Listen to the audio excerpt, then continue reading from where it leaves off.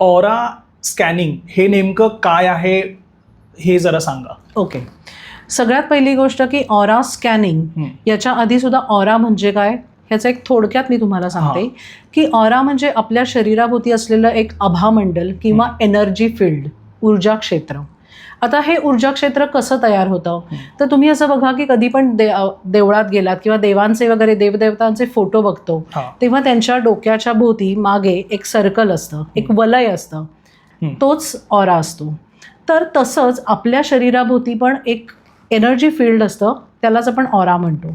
पण हे तयार कसं होतं तर ह्यामध्ये आपले स्वतःचे विचार, आपण आपल्या मनामध्ये दडवलेल्या भावना किंवा आपण लहानपणापासून आपल्या मनामध्ये ज्या काही भावना लपवून ठेवल्यात आणि ज्या बाहेर काढलेल्या नाही आहेत ह्या भावना, नंतर समोरचे लोक आपल्याबद्दल काय विचार करतायत, आपल्याला ह्या जगातून कुठली एनर्जी मिळते, एक आपण म्हणूया की ग्लोबल एनर्जी, की जगातून येणारी एनर्जी, आणि दुसरी म्हणजे कॉस्मिक एनर्जी, म्हणजे या ब्रह्मांडातून किंवा या देवातून आपण जे नामस्मरण करतो, स्वतःची जी काही साधना करतो त्याच्यातून येणारी एनर्जी. त्याचबरोबर आपल्या वास्तूमधली एनर्जी, आपल्या प्लॅनेट्समधली एनर्जी, आपल्या चक्रांमधली एनर्जी, ह्या सगळ्याचा मिळून हा एक ऑरा तयार झालेला असतो. आणि मग हा ऑरा कधी पॉझिटिव्ह असतो कधी निगेटिव्ह असतो. हा ऑरा जितका जास्त काळ निगेटिव्ह तितकं आपल्या आयुष्यात ब्लॉकेजेस यायला सुरुवात होते. आता ब्लॉकेजेस कसे तर हेल्थमध्ये, वेल्थमध्ये, फायनान्स, करिअर, रिलेशनशिप. आणि मग ही ब्लॉकेजेस जेव्हा जास्त काळ ऑरामध्ये येतात किंवा त्या माणसाच्या आयुष्यात येतात किंवा थोडक्यात तो माणूस आपल्या आयुष्यात स्टक होतो, त्याला कुठे जावं कळत नाही, काय त्याचे पैसे तरी अडकलेले असतात किंवा त्याचे नात्यांमध्ये दुरावा आलेला असतो किंवा तो सतत घरात कोण ना कोणतरी आजारी पडत असतं किंवा त्याची स्वतःची आजारपणं चालू असतात, पैसा आजारपणात खर्च होत असतो. सो अशा वेळी आम्ही अशा माणसांचा ऑरा स्कॅन करतो आणि ऑरा स्कॅन केल्यानंतर आम्हाला नेमकं कारण समजतं. आता ऑरा स्कॅन करतो याचा अर्थ म्हणजे काय की ऑरा स्कॅन करणं काय तर ऑरा स्कॅन करतो तेव्हा आम्ही काही विशिष्ट टूल्स वापरतो, त्याला आम्ही ऑरा स्कॅनर किंवा एल-रॉड असं म्हणतो. आता ही जी टूल्स आहेत तर ती आपल्या शरीराभोवती असलेली ही जी ऊर्जा आहे, एनर्जी फील्ड, ती बरोबर कॅच करते कारण त्याची एक ठरलेली फ्रिक्वेन्सी आहे. तर हा जो ऑरा स्कॅनर आहे हा इलेक्ट्रोमॅग्नेटिक फील्डवर काम करतो. तो ही ऊर्जा सगळी कॅच करतो आणि आपल्याला नेमक्या गोष्टी सांगतो. आता कशा सांगतो तर आम्ही पहिलं चेक करतो की त्याचा ऑरा पॉझिटिव्ह आहे का निगेटिव्ह आहे. मग आम्ही असं बघतो की त्याला नजर कोणाची लागलेली आहे का. त्याच्याचबरोबर आजकाल कसं आहे सांगू का की माझ्या दुःखापेक्षा समोरच्याचं सुख मला बघवत नाही, माझं दुःख बाजूला आहे, तुमचं सुख मला झेपत नाही.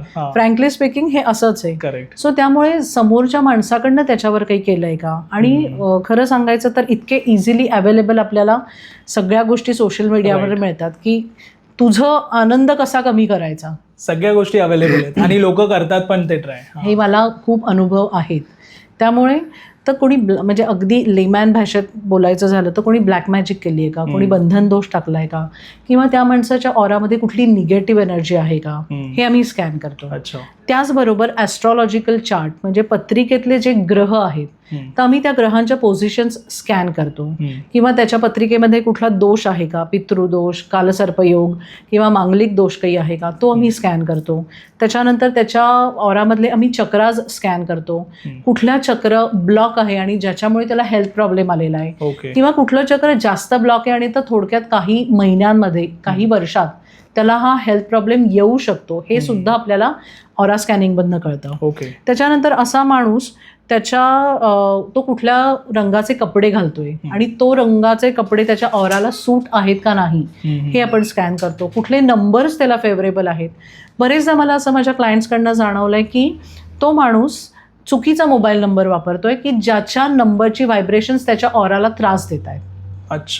सो फेवरेबल नंबर्स कुठले आहेत आणि त्याच्या मोबाईल नंबरची जी टोटल आहे ती त्याच्या फेवरेबल नंबरवर आलेली पाहिजे आहे. सो हे आपल्याला त्याच्यातनं कळतं.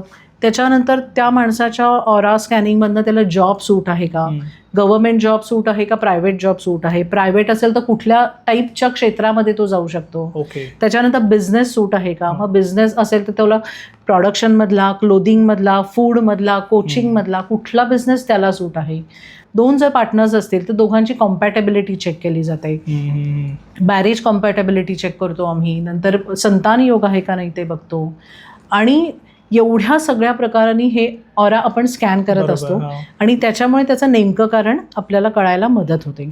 आणखीन एक ह्याच्यामध्ये आपण की आजकाल एक फॅशन म्हणून लोक क्रिस्टल्स घालतात, ब्रेसलेट्स हा, हा. घालतात, ही अंगठी घाल, ती अंगठी घाल, कवटीचं गळ्यातलं घाल. हा. बिलीव्ह मी, ह्या जगात प्रत्येक गोष्टीला एनर्जी आहे आणि ती एनर्जी आपल्या ऑरामध्ये येत आहे. मग ती जर एनर्जी निगेटिव्ह असेल तर ती सुद्धा आपल्या ऑरामध्ये येते. ओके. सो आम्ही स्कॅन करतो की तुमच्या ऑरासाठी कुठलं ब्रेसलेट, कुठला क्रिस्टल, कुठलं रत्न सूट आहे. ओके. बरेचदा काय होतं ते सांगते की आपल्याला काही प्रॉब्लेम्स आले की आपला विश्वास कशावर आहे? ॲस्ट्रॉलॉजी, पत्रिका.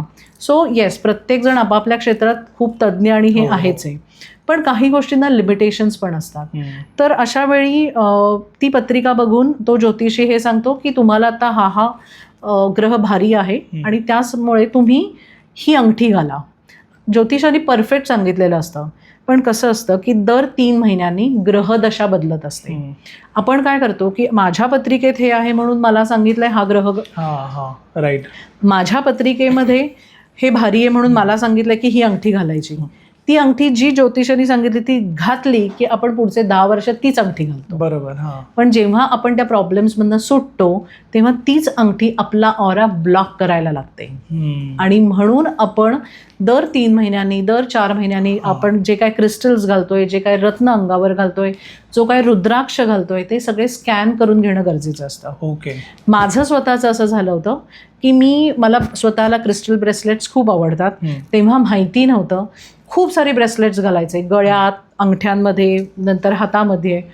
आणि जेव्हा मी माझा ऑरा स्कॅन केला तर तेव्हा असं लक्षात आलं की माझा ऑरा 100% ब्लॉक आहे. ओके. आणि मला खूप टेन्शन आलं की मी तर एवढं सगळं करते, ऑकल्टमध्ये आहे आणि हिलिंग करते, मग ब्लॉक कसा? मग अशा वेळी जेव्हा शिकत गेले तेव्हा असं लक्षात आलं की तो प्रत्येक क्रिस्टल मी काढला, तो चेक केला की तो माझ्या ऑरासाठी सूट आहे का नाही. अच्छा. आणि मग लक्षात आलं की जी काय 12 ब्रेसलेट्स होती त्यातली फक्त 3 ब्रेसलेट्स मला सूट होती आणि बाकीची सगळी ओके काढायलाच. सो एक लिमिटेशन्स म्हणजे त्या वेळेपुरतीच असतात. येस, गोष्टी. परफेक्ट. ते काम झालं की मग आपल्याला ते परत चेक करूनच घालायची असतात. ओके. पण आपण ती सतत घालत असतो. सो हे एक. आणि सगळ्यात महत्वाचं म्हणजे ऑरामध्ये जी काय ज्याचा इम्पॅक्ट येतो ती म्हणजे आपली वास्तू एनर्जी. अच्छा.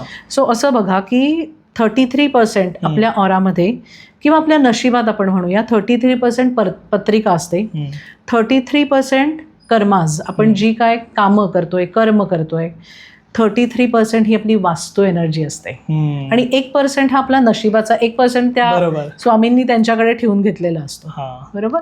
सो ही जी 33% आहे वास्तू, ती जी एनर्जी आहे ती आपल्या ऑरामध्ये काम करत असतेच. आणि ते आम्ही शोधून काढतो. आपल्या ऑरामध्ये जिओपॅथिक स्ट्रेस आहे का, आपल्या ऑरामध्ये कुठला वास्तुदोष आलाय का की ज्याचा इम्पॅक्ट आपल्या आता फायनान्शियल, हेल्थमध्ये, मेंटल इमोशनल स्टेटवर, आपल्या करिअरवर किंवा आपल्या मनी कॅश फ्लोवर ह्याच्यावर काही अफेक्ट करतोय का. आणि ते शोधणं खूप महत्त्वाचं असतं.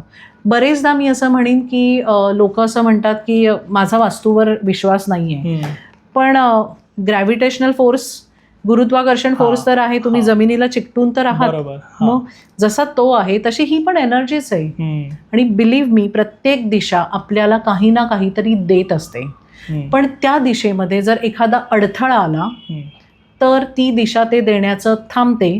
म्हणजे थोडक्यात आपल्याला एखाद्या दिशेकडून कॅश फ्लोची ती दिशा असेल आणि त्या दिशेमध्ये टॉयलेट आलं, ओके, त्या दिशेमध्ये एंट्रन्स आला, त्या दिशेमध्ये एखादं चुकीचं सामान ठेवलं गेलं तर तो कॅश फ्लो काय होणार आहे? बरोबर, थांबणार आहे, येणारच नाही.